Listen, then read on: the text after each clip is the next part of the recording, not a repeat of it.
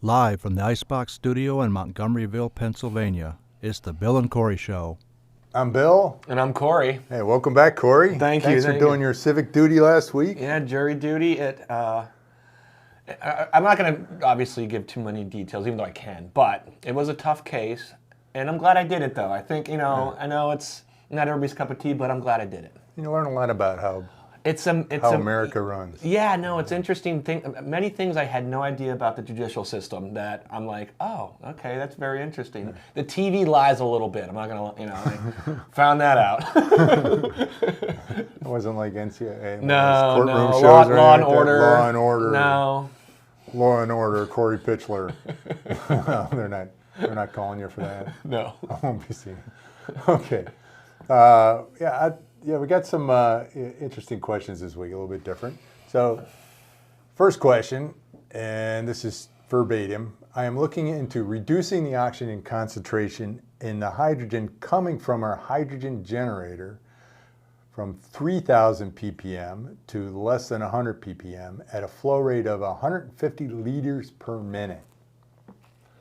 I see that your 64-1000 series purifier for hydrogen has a maximal flow rate of about, verbatim, 48 liters a minute. Would this be possible to install multiple traps in parallel, set up to reach the desired 150 liters a minute, or could a single trap be operated at 150 liters per minute at the expense of gas purity? And this one's for Corey. Welcome back. Yes, thank you. So this is our 64-1000, right, 1000? 1100. 1100, I knew that didn't sound right. All right, so this is our 64-1100. So what this does is what we do is we put magic beads, or if you want to be scientific, a catalyst, into this, and you flow the hydrogen through here. And what the catalyst does is it combines the oxygen with the hydrogen to make water. There you go. Yeah. So one also of the called water. Also called water. It makes H2O. Yeah. So one of the things sometimes you want to pair up with this is, you remove the oxygen and then you have to remove the moisture as well. So sometimes you pair those up.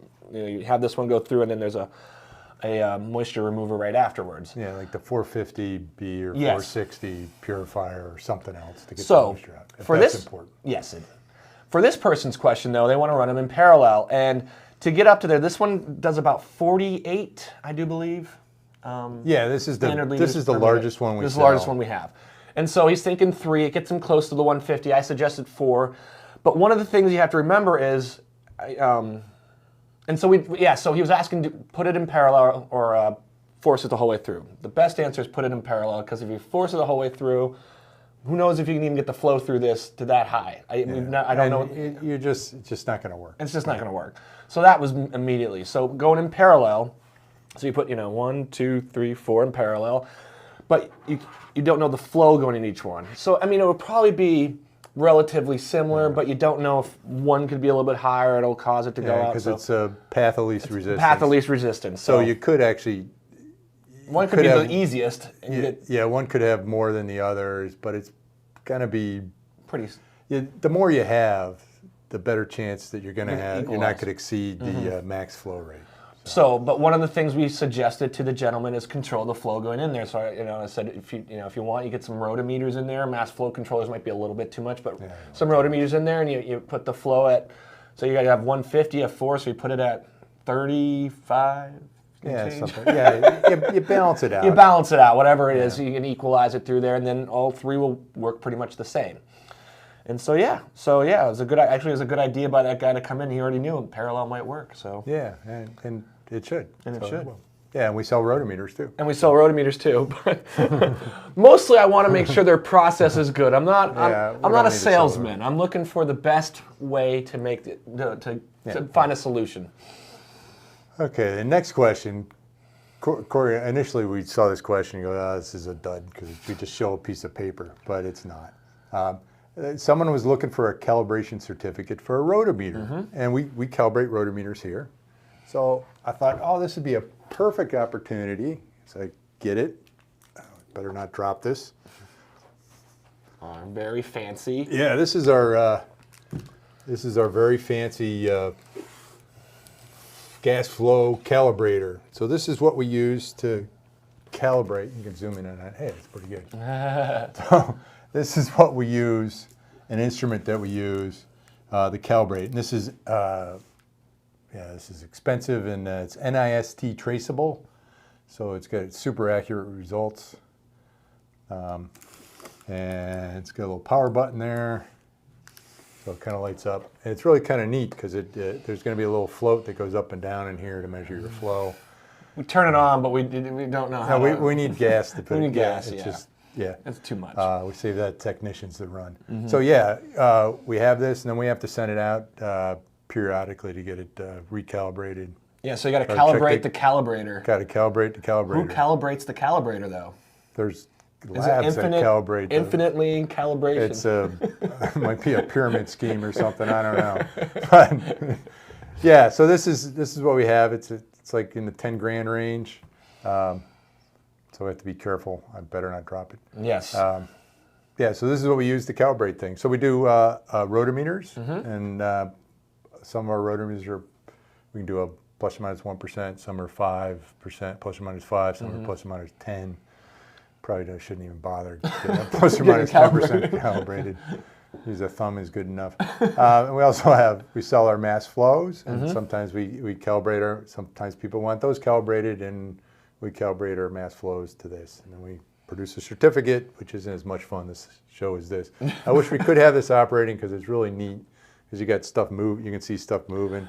I don't know if you could do it, but could you do a video on that for the website? Yeah, I might do that. Yeah. Do something like that. A little promo on calibration services. Yeah, that might be kind of fun. And this is a great thing for us engineers because it's clear, so we can look at all the neat stuff inside. Yeah, I can see it. So for Corey and I, it's like, this is great. Look, there's electronic stuff in there. Resistors and capacitors, Yeah, like circuit a boards. Yeah.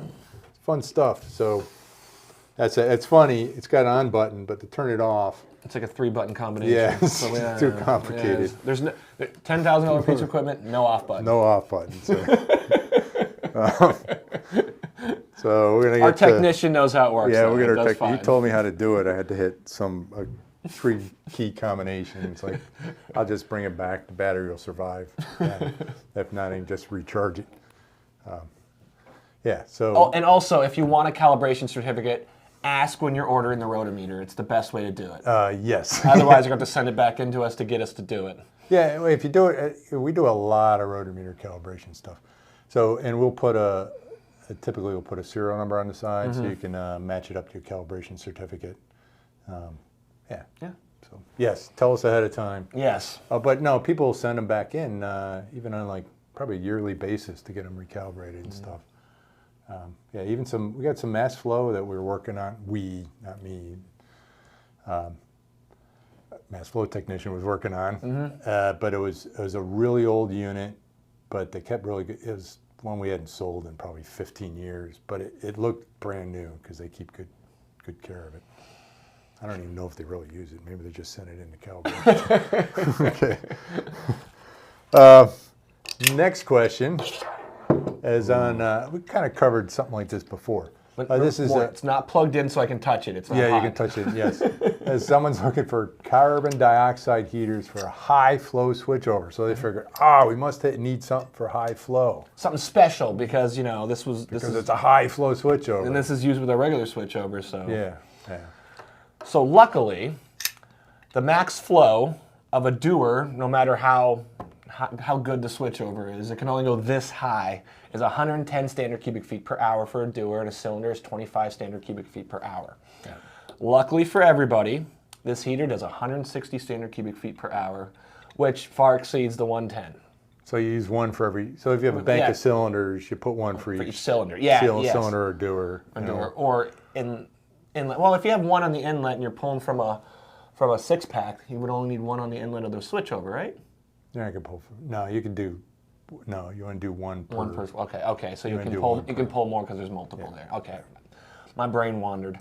Anyways, it's better to have. Yeah. So for each cylinder, each doer, you'd want to have one of these on here just to make sure your gas doesn't get cold and freeze up because CO2 likes to do that. This is also used. You mentioned. I asked you during the rehearsal. Yes, we rehearsed a little bit. what other gases this can be used with, though. It's not just for CO2. You mentioned argon can sometimes do it. We sell these on the online store, On the online store, yeah. store.mathesongas.com. And that can be used for, you're going to have refrigeration issues with argon or nitrous oxide. So we sell them separately. Typically it's set up to sell, this is for carbon dioxide, but we also have ones with CGA. And it has the CGA on it for carbon dioxide already, and the bushing on the outside. So you put it between the regulator and the regulator and the cylinder. And cylinder on this side, regulator on that side. And the best news about this, it just plugs into a regular outlet. Yeah. You don't, nothing special. Just it's 110 volt. Yeah. It's only yanks 50 watts. Yeah, that's kind of low actually. They need more. But it works. But it works. It's yeah. And for European customers, you can always add the adapters on these. Yes, they can. So yeah, it does get hot though. Yes. So those get and it says. Oh yeah, it does. Want to zoom in on that one? It says caution hot. It says danger hot. Danger hot. Okay, so danger hot. So yeah, it's 160 Fahrenheit to 185 Fahrenheit. 72 Celsius to 85 Celsius for European. Oh, that's customers. pretty good calculation. Pretty good with your math. Okay. Last question. This is one. It's kind of funny because Corey's, I would say, relatively new, but he hasn't been here for a couple decades. So there's a question for you. He comes in and says, Bill, what's an IQ 350? I know. At first, I was like, IQs don't go that high. I was like, IQs, that's a genius. Nobody goes that high. I knew exactly what an IQ 350 was. We don't sell. Well, first I told him, well, we don't sell that anymore. He's like, well, what is it? Because it's not. There's no trace of it anywhere, except in our carefully curated. Yeah, our paper catalog. Paper catalog. We still have some paper catalogs. Yes, and our carefully curated museum has it. This is not an IQ 350. It's an IQ 1000, which is almost. It's like three times better. Yeah, it's almost 3 times better. 2.5 about. Yeah, no. What the IQ did. We sold an IQ 250, an IQ 350, and an IQ 1000. So an IQ 350 was it was like a hazardous gas detector. You had to pick your gas, and then it had a suction pump on it, so it would draw samples into it. Now the 250 was just diffusion, so there was no suction. You just had the gas had to be in your area. Yeah. So it's the pump's a little bit better for pulling samples and stuff. And the 1000 is multiple gas, and it does all sorts of things. You can log the data. It has I don't know. It's got a big screen. I know. It's a hefty thing, though. It is kind of. It's got a strap, but it is pretty heavy. Yeah, and we don't sell them, and the company who used to make these is no longer in business. Can't find them. So we don't have a real something that heavy, but we don't have a direct replacement for this. Yeah, because we have a lightweight. But I think it's because the technology went so, we don't need that. So we've got, and we've shown this before, 8058 is also a hazardous gas leak detector. And I have to hold on the on button a little bit longer. Through diffusion as well, correct? No, this has a little pump in there. Oh, it has a little pump? Okay. There's a little pump in there. And you get to pick... well, you can hear that. Listen to that little fan inside. Yeah. That's the pump. Oh, well, that's what yeah, it's a little pump going on. And you can choose a bunch of different gases. You want to put up the graphic? I forgot we had graphic here. So this is just some of the gases you can pick up. Yeah, I didn't want to have the whole list because then you wouldn't be able to read anything. Because the list is probably 3 times as long, and we don't have phosphine in here. It defaults to phosphine. I don't know why. That's an interesting one. It is an interesting one. But yeah, this is some of the gases and the different ranges it takes. Your ammonia, ethylene oxide, formaldehyde, diborane. That's always a fun one. Yeah, so it's a big long list of gases, and then you go in and you can take the graphic down, and you go in through the menu and you pick whatever gas you're looking for, and I'll tell you if it's present. So this is like a hazardous gas detector. So this has kind of replaced the IQ 350. And it's a little bit lighter. Yeah, a little bit lighter. Don't need a strap. You don't need to put it in a school bag or carry it around. I know. So this is it's kind of neat. So that's what you can buy now. And you can buy it at store.mathesongas.com. All right. Well, that's all the questions we have for this week. Thanks for tuning in to another wonderful episode of the Bill and Corey Show. Tune in again next week at 10 a.m. on Thursday. Or set your VCRs.